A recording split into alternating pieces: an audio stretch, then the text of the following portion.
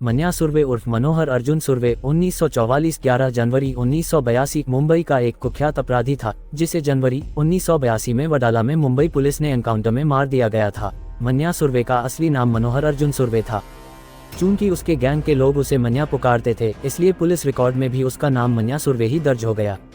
वह मुंबई में पैदा नहीं हुआ, पर वह पला पढ़ा और बड़ा हुआ मुंबई में ही। उसने मुंबई के कीर्ति कॉलेज से ग्रेजुएशन भी किया और जब वह अपराध की दुनिया में आया तो उसने अपने साथ पढ़े अपने कुछ दोस्तों को भी अपने गैंग में शामिल कर लिया। मन्या को अपराध की दुनिया में उसका सौतेला भाई भार्गव दादा लाया। भार्गव की अपने जमाने में दादर इलाके में खासी दहशत थी।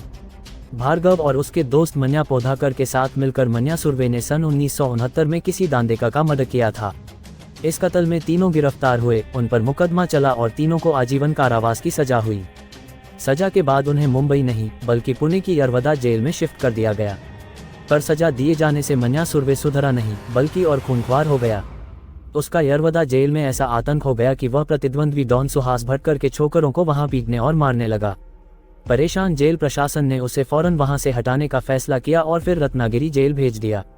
नाराज मन्या सुर्वे ने इसके बाद रत्नागिरी जेल में भूख हड़ताल कर दी। हड़ताल के दौरान वह एक चर्चित विदेशी उपन्यास पढ़ता रहा, जिसमें लूट की कई अनूठी मोडस ऑपरेंडी लिखी हुई थीं। भूख हड़ताल की वजह से महज कुछ ही दिनों में जब उसका वजन 20 किलो गिर गया तो उसे एक सरकारी अस्पताल में भर्ती कराया गया।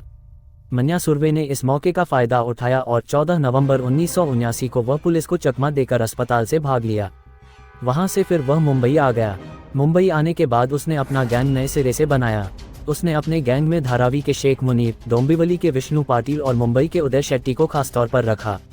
यही नहीं, दयानंद शेट्टी, परशुराम काटकर, मोरेश्वर नार्वेकर, किशोर सावंत जैसे तब के कुख्यात रॉबर भी इस गैंग में शामिल हुए।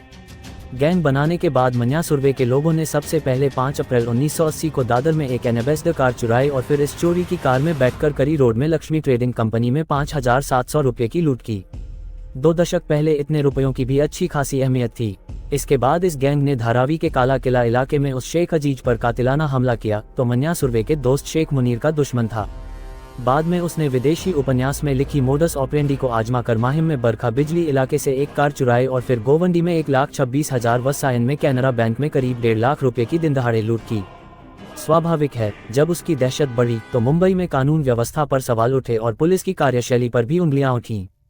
तमाम आलोचनाओं के बाद जब पुलिस की नींद खुली तो मन्या सुर्वे के लोगों की खोजबीन शुरू हुई। पुलिस ने सबसे पहले उसके साथी शेख मुनीर को जून 1981 में कल्याण से पकड़ा। दूसरे साथियों दयानंद शेट्टी और काटकर को भी गोरेगांव से गिरफ्तार किया गया।